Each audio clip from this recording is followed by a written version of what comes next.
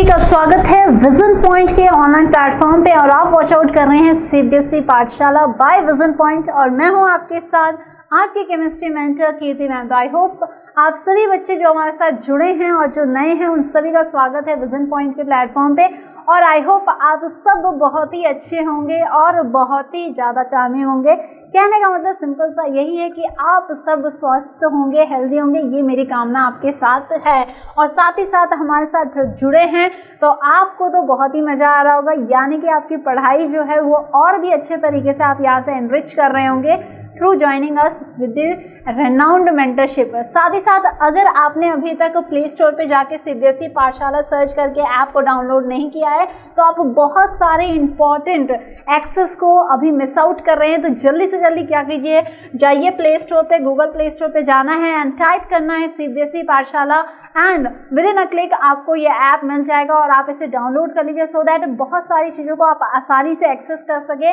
और apart from the chemistry आप बाकी के सब्जेक्ट्स के भी जो वीडियोस हैं, लेक्चर्स हैं, उनको आसानी से वहाँ से कलेक्ट कर सके और देख सके। तो इसी छोटी इन्फॉर्मेशन के साथ हम मूव ऑन करते हैं आज के हमारे केमिस्ट्री के जर्नी पे। तो हमारी जो जर्नी चल रही है वो चैप्टर नंबर 4 पे हम लोग डिस्कस कर रहे हैं। चैप्टर का नाम है chemical bonding and molecular structure और अब धीरे धीरे हम इस चैप्टर को कंप्लीट करने की ओर बढ़ते जा रहे हैं with learning out all the concept in the easiest manner. ठीक है, ईजीएस्ट मैनर और इन ईजीएस्ट लैंग्वेज में अपन लोग चीज़ों को समझते हुए आगे बढ़ रहे हैं। ठीक है, तो स्टार्ट करते हैं। तो आज आपका जो लेक्चर है दैट इज लेक्चर नंबर 8। इससे क्लियरली मतलब क्या है कि इससे पहले ऑलरेडी 7 लेक्चर्स आ चुके हैं तो उनको ज़रूर गो थ्रू कीजिएगा अगर आपने नहीं किया है और उसको करने के बाद आप देखिएगा अपने आप में आपको केमिस्ट्री को लेके जो आपको कॉन्फिडेंस मिलेगा वो आप खुद ही जज कर पाएंगे अपने आप को जब आप उन वीडियोस को देख लेंगे। जिन बच्चों ने देख रखा है उन लोग के लिए तो बिग थम्स अप है क्योंकि वो हमारे साथ कंटिन्यूस बने रहे हैं और उन्होंने हर चीज़ों को बेहतर तरीके से समझा और जाना होगा। ठीक है, बाकी जिन्होंने नहीं देखा है तो वो जरूर चेकआउट कर लें और साथ ही साथ अपना ब्रह्मास्त्र जरूर लेके बैठो, यानी कि हमने तो आप देख रहे हो, साथ ही साथ अपना ब्रह्मास्त्र यानी कॉपी पेन तो जरूर लेके बैठिए सो दैट जो भी चीज़ें यहाँ से आपको डिलीवर होती हैं आप बाय द टाइम साइमल्टेनियसली उसे क्या कर लो, नोट डाउन भी करते चलो सो दैट आपके खुद के सेल्फ नोट्स भी तैयार हो जाएं एक ही साथ। राइट, तो स्टार्ट करते हैं आज के लेक्चर को। बट जैसा कि मैंने आपको बताया हमारा लेक्चर तो स्टार्ट होगा विद इन अ टाइम, पर उससे पहले हमें क्या होना चाहिए, थोड़ा सा एक हम लोग क्या है इम्पल्स क्रिएट करेंगे थ्रू सम ब्यूटीफुल लाइंस। ठीक है, आज क्या है ज्ञान के पिटारे में यानी कि ज्ञान की लाइंस आज आपके लिए क्या है, क्या चीज़ आपको आज मोटिवेट करेंगी। तो आज की लाइन में है कि आपके जीने की वजह बहुत बड़ी होनी चाहिए, अगर वो बड़ी है तो आप अपने आप ही आपसे बड़े बड़े काम करवाते चले जाएंगे। ठीक है, आपसे बड़े बड़े काम करवाते चलेगी, यानी कि आपका क्या होना चाहिए, मोटिवेशन, पैशन जो है ना उसको हमेशा हाई रखना है। यानी सिंपल लैंग्वेज में अगर मैं कहूँ तो अपने मोरल जो होता है ना उसको हमेशा क्या रखना चाहिए बच्चा लोग, हाई रखना चाहिए। मेरे यंग दोस्तों, हमेशा अपने मोरल्स को हाई रखना बहुत ज़रूरी है और अपने आप में ऑप्टिमिस्टिक और पॉजिटिव एटीट्यूड रखना बहुत ज़रूरी है। अगर ये दोनों चीज़ों को आप रखते हो ना तो लाइफ में चाहे कैसा भी फेज हो, आइदर अप्स और डाउन्स, आप दोनों चीज़ों को बहुत ही आसानी से क्या हो जाओगे, नील कर पाओगे बिना किसी परेशानी के। तो कहते हैं ना कि अपने जीने की वजह आपको क्या रखनी है, बहुत बड़ी रखनी है। कहने का मतलब आपने अगर अपने इंसान का बोलते हैं ना रूप लिया है तो कुछ ऐसा काम करने का आपको सोचना ही चाहिए जिससे आप क्या है कुछ बेहतर अपने जीवन में कर पाओ इररेस्पेक्टिव ऑफ द फील्ड। किसी भी फील्ड में आप करना चाहो आपका एक मोटिवेशन होना चाहिए और जब कहते हैं ना आपका गोल डिसाइड होता है और आपने सोच रखा कि मुझे ये काम तो करना है, तब उसको करने की चाह अपने आप अंदर से पैदा होती है। कोई आपको कंपेल नहीं कर सकता कि ये बेटा करो ही करो। ठीक है, जब आपके अंदर से ये बात आने लगेगी तो आप देखिएगा आपको वो दिन याद रहेगा और आप आगे कुछ बड़ा बहुत ही करने वाले होंगे। ठीक है, तो इसी मोटिवेशन लाइन के साथ हम लोग स्टार्ट करते हैं आज के हमारे सुपरसोनिक लेक्चर को। तो आज की क्लास में आपको क्या खास बात मिलेगी, तो यहाँ पे हमने मोटिवेशन कोट तो जान लिया, साथ ही साथ आज का जो लेक्चर रहेगा वो ओरिएंटेड रहेगा टुवर्ड्स क्या, modern theory of chemical bonding. ठीक है, पिछले टर्न पे अपन लोगों ने केमिकल बॉन्डिंग को समझा था, जिसमें हमने वेस्पर थ्योरी के बारे में बात की थी, जहाँ पे valence shell electron pair repulsion इसको लेके अपन लोगों ने चर्चा की थी, और मॉलिक्यूलर ज्योमेट्री के बारे में अपन लोगों ने जाना था। ठीक है, साथ ही साथ वहीं पे मैंने आपको बहुत ही इंपॉर्टेंट बात ये बताई थी कि जब यहाँ पे लोन पेयर नहीं होता है तब आपकी प्रॉपर जो ज्योमेट्री होती है वो आपको मैंने लिस्ट डाउन करवाया था। एंड साथ ही साथ जब लोन पेयर की एंट्री हो जाती है, यानी कि सेंटर मेटल के पास सेंटर एटम जो है उसके पास लोन पेयर आ जाता है, तब क्या तबाही मचती है। तो उसके बारे में भी हम लोगों ने बहुत ही अच्छे तरीके से उसको टैबुलेट फॉर्म में डिस्कस किया है। ठीक है, तो एक ही जगह पे आपको सारी चीजें मिल जाए तो क्या बात कहना है उसके। ठीक है, तो उस टेबल को जरूर अपनी कॉपी में नोट डाउन कर लेना, साथ ही साथ वहां पे लिख लेना IMP।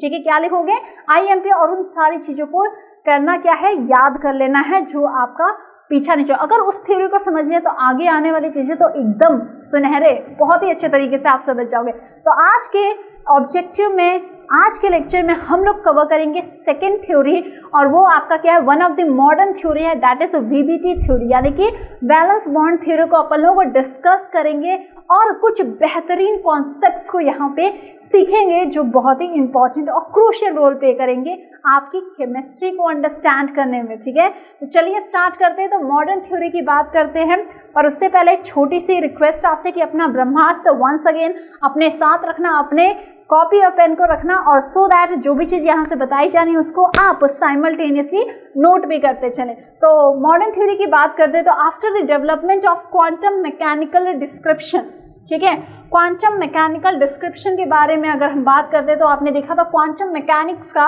या क्वांटम थ्योरी का बहुत ही इंपॉर्टेंट रोल था केमिस्ट्री के अंदर, उसने तहलका मचा दिया। ऑर्बिटल्स के कॉन्सेप्ट को हमने जाना, जब हम लोग एटॉमिक स्ट्रक्चर पढ़ रहे थे तो क्वांटम नंबर्स के बारे में हम लोगों ने जाना। तो ये सारे जो क्वांटम थ्योरी थी इसने हमें और चीज़ों को और बेहतर ढंग से समझने में हेल्प किया। ठीक है, तो all thanks to what, quantum theory. Description of the atomic structure, two more theories were proposed to explain the bonding between the atoms. ठीक है, तो मैंने आपको हमेशा बताया है चीज़ें बड़ी तब होती हैं जब हम धीरे धीरे अपने स्टेप को क्या करते हैं, बढ़ाते चले जाते हैं। अचानक कोई बड़ा या कोई चीज़ बड़ी नहीं हो जाती है, धीरे धीरे उसको बड़ा करना पड़ता है। सिमिलरली हमने सबसे पहले छोटू सी थ्योरी से बात की थी, वेस्पर थ्योरी को समझा।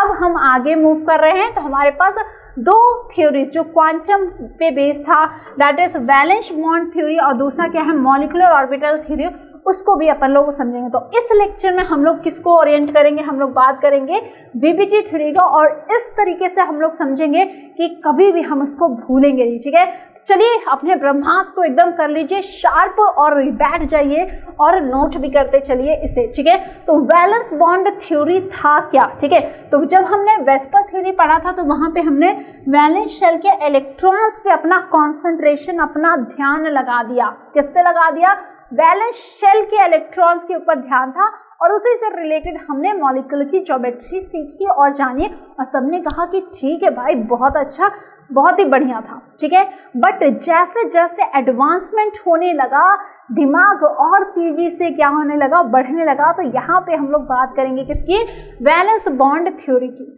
ठीक है, वैलेंस बॉन्ड थ्योरी में आपको क्या देखने को मिलता है, the valence bond theory was put forward by German physicist Walter Heinrich Hitler.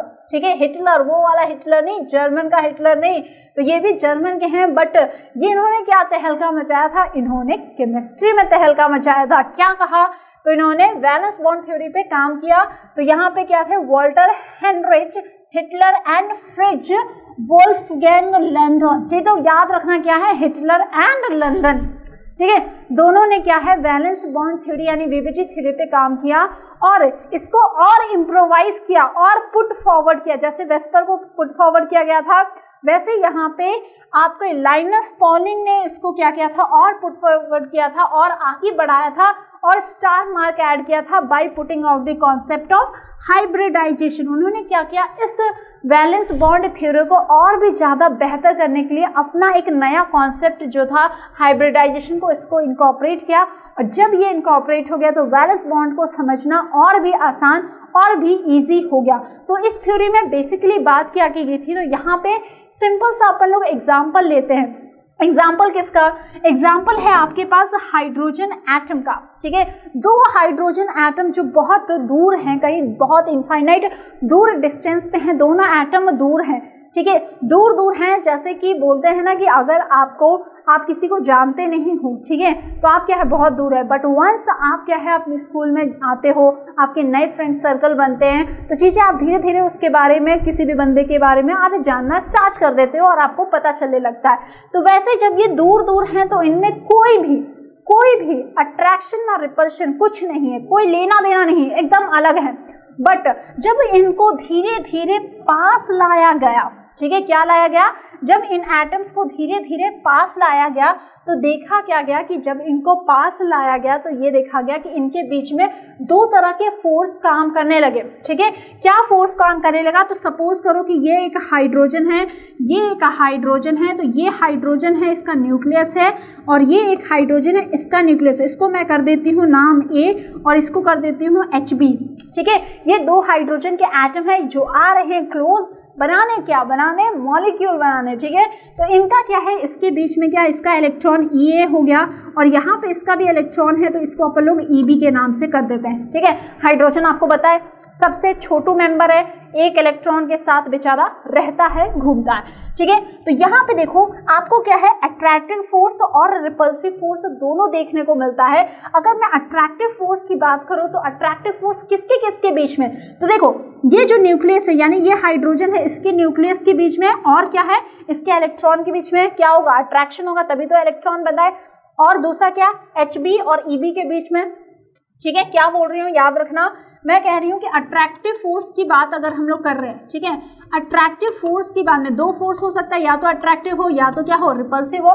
तो अट्रैक्टिव फोर्स की जब अपन लोग बात कर रहे हैं तो वो आपको किसके बीच में मिल रहा है, HA, या फिर चलो न्यूक्लियस लिख देते हैं, HA क्यों लिखें, हम लोग न्यूक्लियस लिखते हैं, न्यूक्लियस के बीच में हो रहा है, यानी कि Na हाइड्रोजन A के न्यूक्लियस और उसके इलेक्ट्रॉन के बीच में अट्रैक्टिव फोर्स हो रहा है। सेम यहाँ पे NB और EB यानी कि इनके बीच में अट्रैक्टिव फोर्स है कि नहीं।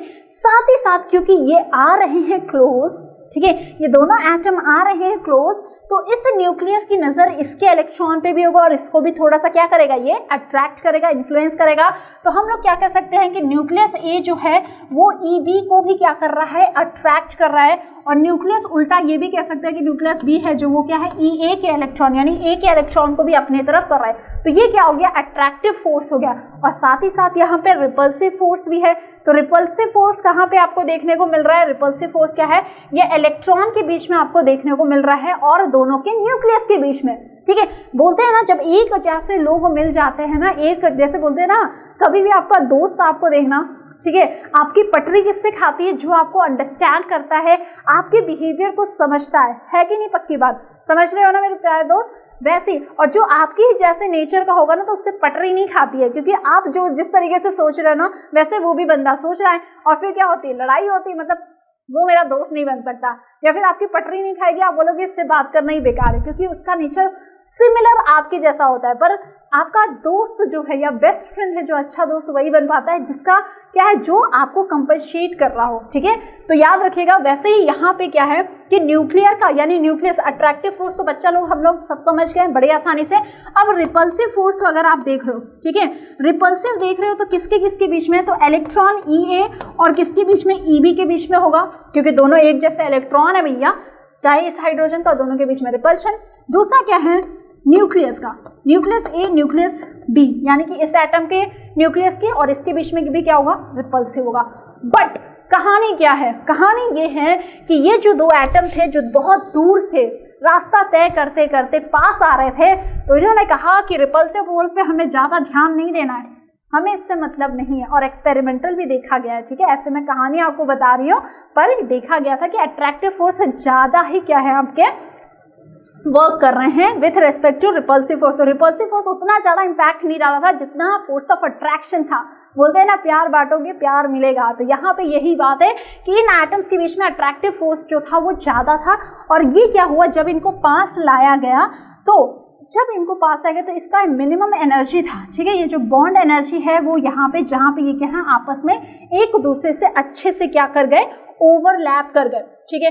अब इंसानी दिमाग जो होता है वो क्या था, थोड़ा सा शैतानी होता है। तो उन्होंने देखा ठीक है, हम इनको इतने दूर से ला रहे थे, दूर से लाया पास आए। एक समय ऐसा है जब ये आसानी से बहुत अच्छे तरीके से ओवरलैप कर गए और इनका जो बॉन्ड एनर्जी था वो यहाँ पे इतना था, ठीक है। या कह सकते हैं जो एनर्जी थी वो क्या है, इनकी कंपनसेटेड लो थी, ठीक है। क्योंकि ये जो ग्राफ आपको दिख रहा है ये क्या है, पोटेंशियल एनर्जी और इंटरमॉलिक्यूलर न्यूक्लियर डिस्टेंस के बीच में कि एक ऐसा डिस्टेंस आया जब ये लोग क्या है, आसानी से ओवरलैप थे और एनर्जी सबसे कम थी, सबसे डाउन थी, ठीक है। पर मैंने बोला ना, इंसानी दिमाग, उससे लगा अच्छा ऐसा है तो इसको और पास ला देते हैं। और जब ज़्यादा किसी को आप क्या करोगे, कंपल करके पास लाओगे, तो अब क्या होगा, तो यहाँ पे जब इनको और ज़्यादा पास लाया गया तो ये क्या है, एक दूसरे से यहाँ पे जो रिपल्सिव फोर्स है वो ज़्यादा पावरफुल होने लगे और वो क्या है, एक दूसरे को रिपेल करने लगे। तो कहानी सिंपल सी बच्चे जो यहाँ पे याद है और जो हमने सीखी है वो यही है कि जब दो एटम को पास लाया जाता है तो एक पर्टिकुलर समय आता है जब वो है उनका डिस्टेंस जो होता है वो न्यूट्रलाइज रहता है, यानी उसको ही अपन लोग बॉन्ड लेंथ कहते हैं। और एनर्जी जो होता है सबसे डाउन होता है, यानी कि इससे पास अगर और लाने की कोशिश की तो मामला बिगड़ जाएगा, ठीक है, मामला बिगड़ जाएगा। यानी एक मिनिमम कंडीशन जब ये बहुत दोनों ही खुश हैं, इतनी दूरी हमारी अच्छी है और यहाँ पे वो जो लेंथ है वो आपका क्या है, बॉन्ड लेंथ होगा। और इससे अगर आपने ज़्यादा किया तो फिर डिस्टर्ब हो जाएगी, एनर्जी रैपिडली इंक्रीज की। अब जब एनर्जी इंक्रीज करेगी तो आपको पता है एनर्जी बढ़ी तो स्टेबिलिटी क्या हो जाएगी, घट जाएगी। क्या हो जाएगी, घट जाएगी। तो ये कहानी थी वैलेंस बॉन्ड थ्योरी की, जो यहाँ पे मॉलिक्यूल्स के फॉर्मेशन के बारे में आपको यहाँ पे बताया। किसने पुट फॉरवर्ड किया था, हिटलर एंड लंदन ने, ठीक है। तो ये कहानी थी जो आपको मैंने अपनी जुबानी में बताई, ठीक है। अब हम इसके इंपॉर्टेंट पॉइंट्स को भी नोट डाउन कर ले कि ये जो थ्योरी थी इसने क्या बात की, ठीक है। तो आपको क्या देखा कि वेस्पर थ्योरी में भी कुछ डीमेरिट थे। हालांकि वो मॉलिक्यूल्स के स्ट्रक्चर के बारे में तो बता रही थी पर थ्योरेटिकल कॉन्सेप्ट में थोड़ी सी ये गड़बड़ा रही थी, ठीक है, ज़्यादा अच्छे तरीके से एक्सप्लेन नहीं कर पाई थी। इसीलिए हमें दूसरी थ्योरी की तरफ मूव ऑन करना पड़ा। और दूसरी थ्योरी ने तो तहलका मचा दिया, उसने बहुत सारी चीज़ें जो डाउट्स थे ना इफ और बट उसको क्लियर कर दिया, ठीक है। तो क्या खास बात है वीबीटी की वो भी देख लो। तो यहाँ पे क्या है, a covalent bond is formed by the overlapping of two half filled valence atomic orbitals, ठीक है। एटॉमिक ऑर्बिटल्स ओवरलैप करते हैं दोनों डिफरेंट एटम्स के हाफ फील्ड, ठीक है। तो क्या होता है, उनका ओवरलैप होता है और उनके बीच में बॉन्डिंग बनती है। दूसरी बात क्या है, the electrons in the overlapping orbital get paired and confined between the nuclear of the two atoms. जो मैंने अभी आपको कहानी बताई, दोनों क्या है, आपस में मिल रहे हैं, दोनों में क्या है, एक समझ लो क्या कॉन्ट्रैक्ट टाइप का कि हाँ इतनी दूरी है तो हम लोग इतने में क्या है, जिसको अपने बॉन्ड एनर्जी और बॉन्ड लेंथ के नाम से जाना, तो इतना रहेगा तो हम दोनों ही स्टेबल रहेंगे, काम बन जाएगा, ठीक है।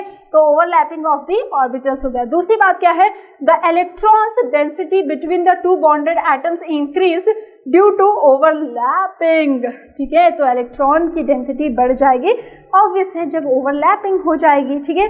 अब यहाँ पे पहले एक इलेक्ट्रॉन घूम रहा था उसी जगह पे, अब क्या है, वहाँ पे दो इलेक्ट्रॉन्स घूम रहे हैं, ठीक है। साथ ही साथ that confirms the stability of the molecule, जिससे मॉलिक्यूल की जो स्टेबिलिटी है वो अच्छी हो जाती है और वो दोनों ही खुश रहते हैं। दूसरी बात क्या है, greater the extent of the overlapping stronger is the bond formed. जितना अच्छा ओवरलैप होगा, ठीक है, जितना अच्छा ओवरलैप होगा उतनी अच्छी और गहरी यहाँ पे दोस्ती होगी, उतनी अच्छी बॉन्डिंग होगी, ठीक है। पर ज़्यादा कर दिया तो मामला फिर गड़बड़ा जाएगा, ठीक है। तो यहाँ दोनों ये बात भी याद रखेगा। नेक्स्ट क्या है, the direction of the covalent bond along the region of the overlapping of the atomic orbital, that is covalent bond is directional. तो ये बात तो पहले भी हम लोगों ने जब कोवलेंट बॉन्ड को पढ़ा था तो देखा था कि जब शेयरिंग हो रहा है, ठीक है, तो शेयरिंग क्या है, डायरेक्शनल। इसे ऐसे समझ सकते हो कि सपोज करो कि मैं आपको या फिर आप दो बंदे हैं, ठीक है, दो बंदे हैं, वो क्या कर रहे हैं, एक बंदा जो है, पेन वाली कहानी तो मैंने बताई थी, ठीक है, एक ब्लैक ब्लू पेन, ठीक है, मैंने बताया था दो बच्चे हैं, दोनों के पास ब्लैक ब्लू पेन है, एक के पास था पर वो खत्म हो गया, तो अब क्या करेगा वो बेचारा, स्कूल क्लास छोड़ के तो भागेगा नहीं पेन लेने, तो वो क्या करेगा, अपने दोस्त से मांगेगा। तो वो बोलेगा ठीक है मेरे पास भी है, कि हम दोनों शेयरिंग करेंगे, और शेयर करके करेगा। ठीक है, अब सपोज करो वो बंदा अगर अपने पेन को इधर से दे रहा है और आपका जो दोस्त है, जो बगल वाला है, वो कहीं और देख रहा है या फिर आपको इग्नोर मार रहा है, तो क्या बॉन्डिंग होगा या क्या शेयर कर पाओगे? तो बिल्कुल स्वाभाविक बात है, नहीं शेयर होगा। बट वही अगर वो आपकी तरफ क्लोज आके उसने हाथ बढ़ाया और ले लिया, तभी तो शेयरिंग हुई। तो यानी कि कोवलेंट बॉन्ड क्या होता है, शेयरिंग होता है। ठीक है, कॉन्सेप्ट ये याद रखना है कि कोवलेंट बॉन्ड जो होता है वो कैसा होता है, डायरेक्शनल होता है। अब इसी से रिलेटेड जब ओवरलैपिंग का कॉन्सेप्ट आया, ठीक है, ओवरलैपिंग की कॉन्सेप्ट आई, तो इससे रिलेटेड दो प्यारे बॉन्ड्स निकल के आए, यानी कि जिन्हें हम क्या कहते हैं, सिग्मा बॉन्ड, और एक है आपका पाई बॉन्ड। क्या हो गया, एक हो गया सिग्मा और दूसरा हो गया पाई बॉन्ड। अब सिग्मा बॉन्ड की कहानी क्या है, तो ये भी बड़े अच्छे तरीके से अपन लोग समझेंगे। सिग्मा बॉन्ड क्या होता है, तो ये जो ओवरलैपिंग है किसका, एटॉमिक ऑर्बिटल, क्योंकि ऑर्बिटल्स जब अपन लोगों ने बात की तो क्या आ गया, SPDF। ठीक है, यही तो आया, इसी के बारे में हुआ। अब ये किस तरीके से ओवरलैप करें, तो इसके दो कंडीशन आए, यानी या तो सिग्मा बॉन्ड फॉर्म करेंगे या तो पाई, और दोनों हम लोग समझ जाएंगे तो आसानी से हो जाएगा। तो क्या है, The covalent bond formed due to overlapping of atomic orbital along the inner nuclear axis is called sigma bond। ठीक है, या सिंपल से मैं वन लाइन में अगर आपको सिग्मा बॉन्ड को बताऊं तो क्या होगा, along the axis होगा।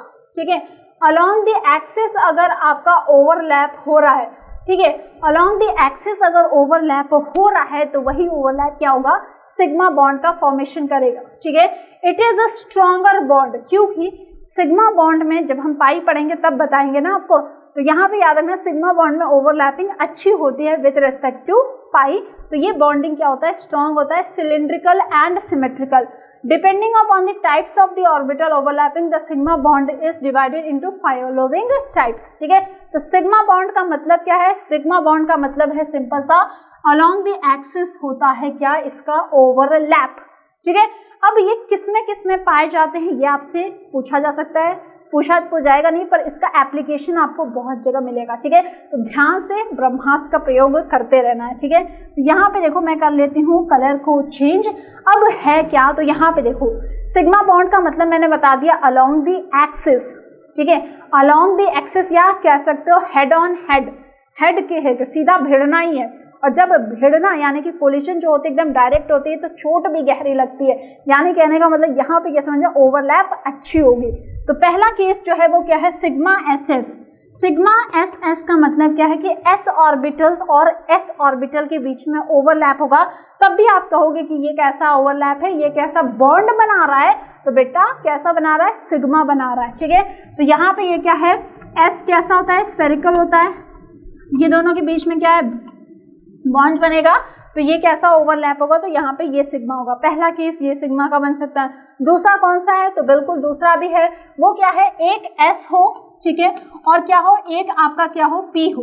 ठीक है, एक P ऑर्बिटल हो, तब भी आपका सिग्मा बनेगा, क्योंकि ये भी क्या है, अलोंग द एक्सिस, ये बॉल है, यानी कि आपका क्या है, S ऑर्बिटल है, और ये P का डंबल है। ठीक है, वो आया और ऐसे इनमें ओवरलैप हो रहा है, तब भी यानी कि सिग्मा SP भी बॉन्ड रहेगा, तब भी ये कैसा है, सिग्मा बॉन्ड ही होगा।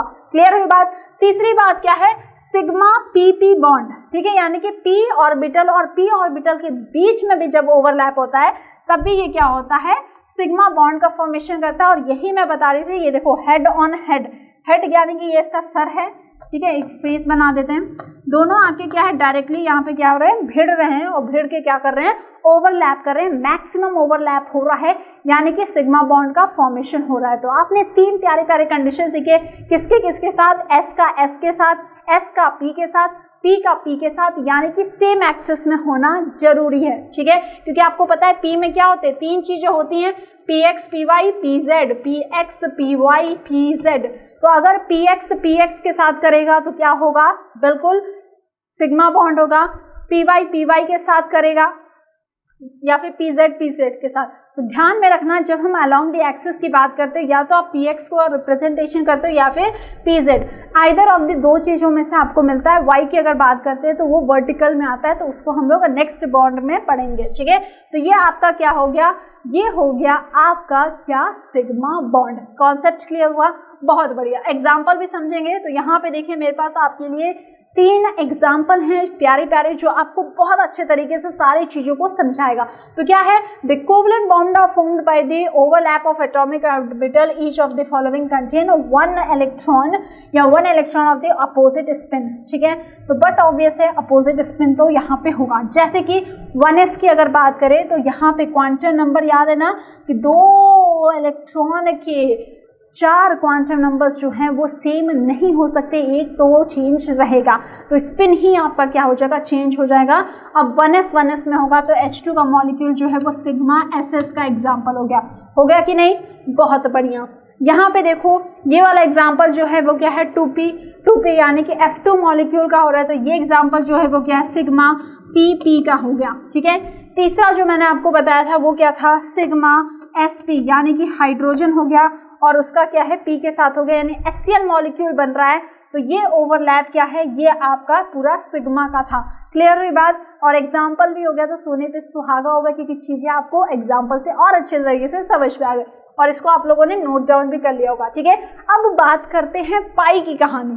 ठीक है, सिग्मा बॉन्ड के बारे में अपन लोगों ने जान लिया, अब हम बात करेंगे किसकी, पाई के बारे में। तो पाई के बारे में क्या कहानी है, क्या है, तो ये देखो पाई बॉन्ड जो होता है इसमें लेटरल ओवरलैप होता है। कैसा होता है, लेटरल ओवरलैप, और ये याद रखना ये किस में होगा, ये आपको पी में देखने को मिलेगा। ठीक है, तो यहाँ पे जब हम सिग्मा की बात करें तो ये सपोज करो कि मेरे पी ऑर्बिटल्स थे, तो ये जब हेड ऑन हेड कोलिजन कर रहे थे तो ये ओवरलैप अच्छा खासा ओवरलैप हो रहा था और अलोंग द एक्सिस ये काम कर रहे थे, तो ये ओवरलैप कैसे हमने कही, इसको कहा सिग्मा है। ठीक है, अब जब ये ओवरलैप लेटरल हो रहा है इस तरीके से, तो साइड बाय साइड जब इस तरीके से ओवरलैप होता है तो ये जो ओवरलैप है ये क्या होता है, कम होता है।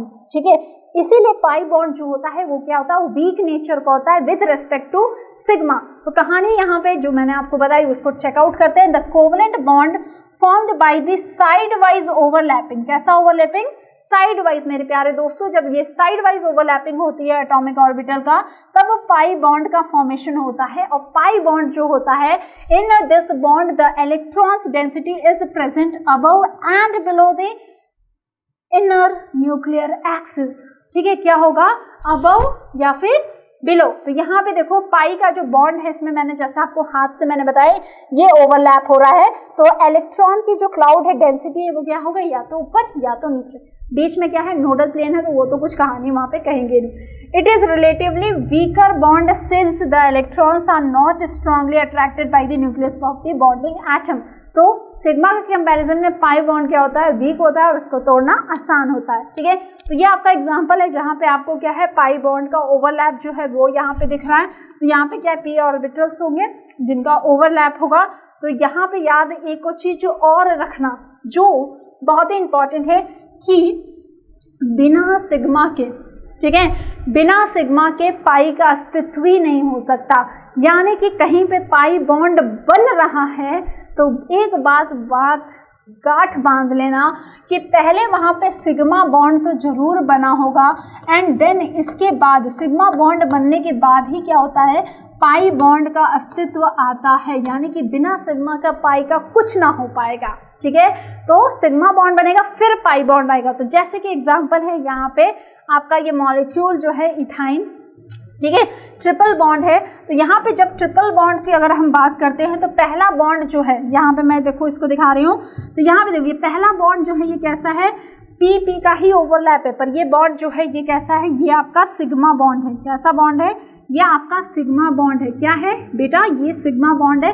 फिर ये जो पी ऑर्बिटल है, ठीक है, ये साइड बाय साइड ओवरलैप कर रहे हैं और ये तब क्या बना रहा है, पाई बॉन्ड बना रहा है। यानी ओवरऑल कहानी आपको क्या जानने को मिली कि कार्बन था, इसके 3 बॉन्ड थे, तो पहला बॉन्ड सिग्मा, फिर पाई बना। ठीक है, तो पहले सिग्मा तो बनेगा फिर पाई आएगा। तो ये बात याद रखोगे ना, बहुत बढ़िया, और इसको हाईलाइट भी कर लेना। ठीक है, तो ये हो गया आपका पाई बॉन्ड। ठीक है, कहानी मजेदार लगी, बहुत अच्छा। अब कहानी में ट्विस्ट क्या आता है, ट्विस्ट यही है कि जब अपन लोगों ने यहाँ पे समझ लिया कि पाई बॉन्ड सिग्मा बॉन्ड क्या होता है, तो यहाँ पे हमने स्टार्टिंग में ही बात की थी कि वैलेंस बॉन्ड थ्योरी को और सुपर करने के लिए लाइनस पॉलिंग ने क्या किया था, इसमें आपको एक और चीज यानी कि हाइब्रिडाइजेशन का कॉन्सेप्ट उन्होंने ऐड किया था। ठीक है, हिटलर और लंदन ने तो स्टार्ट किया, फिर पॉलिनेस में और इसको ब्यूटिफाई किया by the adding the topic of the hybridization. तो ये क्या हुआ, तो उन्होंने क्या देखा, ये क्या है, सुबह सुबह दूध ले रहे थे, ठीक है, कहानी है सुन लेना। सुबह सुबह इन्होंने क्या देखा कि ये क्या है, दूध ले रहे थे, ठीक है, तो उन्होंने कहा ठीक है बहुत बढ़िया, मेरा दूध वाला तो दूध बहुत अच्छा देता है, ठीक है।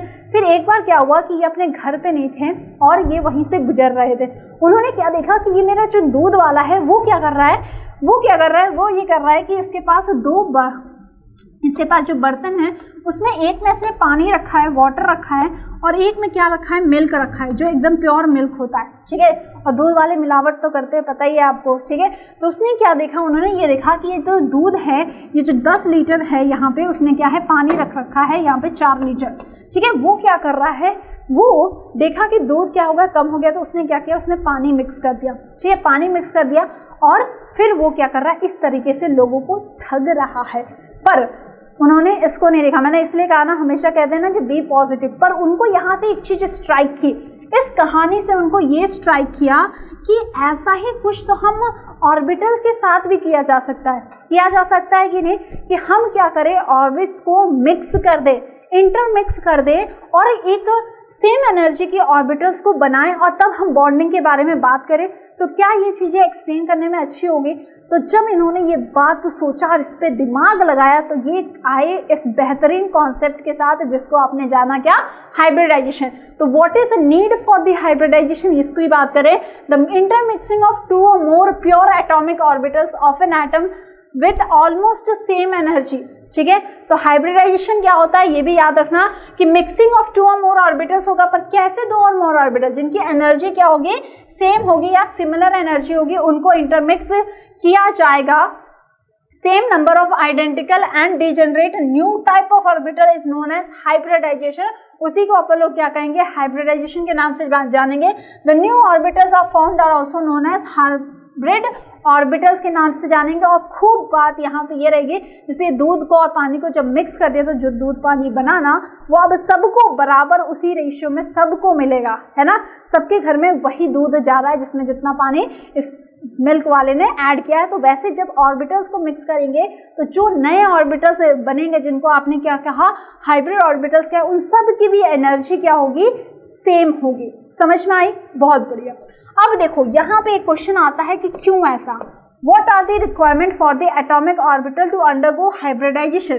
तो इसके बारे में, क्योंकि जैसे ना कोई भी नई चीज़, कोई अप्रोच आपको बताता है, तो वहाँ से अपोजिट साइड से क्वेश्चन तो बम्बार्ड होते ही है। तो यहाँ पे पूछा गया कि क्यों जरूरी है, तो यहाँ पे एक्सप्लेन क्या किया गया कि the atomic orbital of the same atom with almost same energy can only participate in the hybridization. क्योंकि हाइब्रिडाइजेशन का जो कॉन्सेप्ट था वो दूध वाले से सीखा था। क्या सीखा था, जोक सपाटे से लेना, क्या सीखा था कि इंटरमिक्स करके एक नया ऑर्बिटल बनाए जिसकी सबकी एनर्जी क्या हो, सेम हो।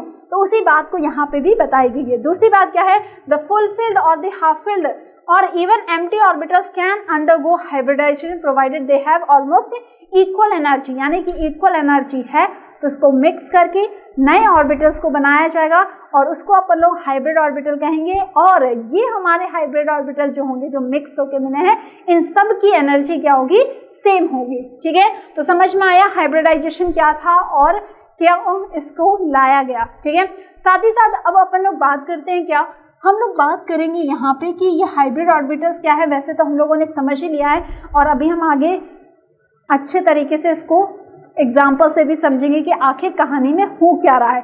ठीक है, तो यहाँ पे देखो, the new orbitals that are form due to intermixing of the orbitals are known as hybrid orbitals, जो मैंने अभी आपको बताया, which have a mixed characteristic of atomic orbitals. ठीक है, तो जो एक एटॉमिक का ऑर्बिटल था, अब पहले क्या था, वो एस था, पी अलग था। अब क्या है, जब एनर्जी सेम एनर्जी को मिक्स कर दिया तो अब जो है ना वो एस पी ऑर्बिटल बन गया। अब एस के भी गुण होंगे, पी के भी होंगे, तो क्या हो गया, एनहांस हो गया। ठीक है, ब्यूटीफाई हो गया। The shape of the hybrid orbitals are identical, energy shape और शेप जो होगी वो भी क्या होगी, सेम होंगे। They have one big lobe associated with the small lobe of the other side. ये अभी आपको क्लियर हो जाएगा। The hybrid orbitals are degenerated, यानी कि इनकी एनर्जी क्या होगी, सेम होगी। सेम एनर्जी होगी। The process of hybridization correspond to the mathematical mixing of valence shell atomic orbitals, यानी कि मिक्सिंग की कहानी सारी यही है। ठीक है, अब अपन लोग समझते हैं। ठीक है, कहानी तो बहुत हो गई, समझना ज़्यादा ज़रूरी है। तो यहाँ पे देखिए, अब ये 2s और 2p को देखा गया। ठीक है, अब देखा गया कि इनकी एनर्जी क्या है, नियरली सेम है। तो इनको क्या किया, वही दूध वाला कॉन्सेप्ट लगाया गया और इसको क्या कर दिया गया, इंटरमिक्स कर दिया गया। ठीक है, क्या कर दिया गया, इंटरमिक्स कर दिया गया। इंटरमिक्स करके क्या मिला, इंटरमिक्स करके ये मिला कि S को और P को पकड़ के क्या कर दिया, मिक्स कर दिया। अब P के पास कितने हैं, 3 हैं, तो यानी कि sp3। ठीक है, तो अब इन दोनों को जब मिक्स किया गया तो क्या मिला आपके पास, sp3 मिला। अब बेटा ये याद रखना, क्या याद करना, एक S था और एक P था, यानी 3 आपके P थे। ठीक है, घर रूम याद रखना, एक था, यहाँ पे 1 2 3 कमरे थे। कमरे को जोड़ोगे कितने आएंगे, 4 कमरे। तो यहाँ पे जो sp3 पे बनेगा ना, वो 1 नहीं बनेगा, वो कितना बनेगा, वो 1 2 3 4। कैसे पता चलेगा, तो देखो S के ऊपर क्या है, कुछ नहीं, उसका मालिक कौन, 1 यानी कि 1। तो 1 + 3 यानी कि 4 हो गया। तो यहाँ पे ये 4 डीजनरेट यानी कमरे इसके बन जाएंगे और इन सब की एनर्जी क्या होगी, सेम होगी। समझ में आया, तो ये आपका क्या हो गया, sp3 हो गया। तो इसी तरीके से इंटरमिक्सिंग ऑफ द ऑर्बिटल के साथ नेक्स्ट दमदार लेक्चर में हम लोग इसी को कंटिन्यू करेंगे और बात करेंगे कुछ एग्जाम्पल्स के साथ, जिससे आपको समझने में कोई परेशानी ना हो और साथ ही साथ विजन पॉइंट के साथ आप जुड़ के और भी अच्छे तरीके से अपनी पढ़ाई को कर सकते हैं, साथ ही साथ एक नेक्स्ट लेवल तक ले जाने वाले हैं। और इस वीडियो में अगर आपने चीज़ों को अच्छे से समझा है और नोट डाउन किया है तो कोई तो परेशानी नहीं होनी चाहिए। बट इंस्पाइट अगर आपके पास कोई क्वेरी है, कोई डाउट है, तो आप हमारे साथ हमसे कांटेक्ट कर सकते हैं हमारे इस दिए गए नंबर पे। साथ ही साथ लेटेस्ट इन्फॉर्मेशन के लिए, लेटेस्ट अपडेट के लिए आप हमारे वेबसाइट को भी रेगुलर इंटरवल पे विजिट करते रहिए, जिससे आपको हर अपडेट मिल जाए और कोई भी इंपॉर्टेंट न्यूज़ अपडेट आपसे मिस आउट ना हो और हर चीज़ आपको तुरंत मिल जाए। तो आज के लिए बस इतना, मिलते हैं नेक्स्ट लेक्चर में। Till then take care of yourself and bye bye.